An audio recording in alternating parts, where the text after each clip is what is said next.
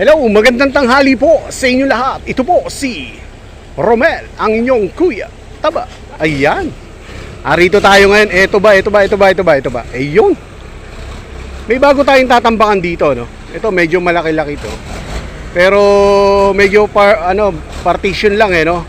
Bali pa 10 truck lang, no, ang delivery. Ngayon, nakapag-deliver na ng dalawa rito. Meron pa rito ng dalawa na naroon sa dulo. So diretso na rito yan, papunta ron sa looban na yan. Ngayon guys, syempre iba pa rin yung may bako, no? Iba pa rin yung may bako na nagtutulak. Kasi minsan ginagamit ko yung truck. Minsan yung likod ng truck, alam mo yun, yung siya yung magtutulak pa diretso.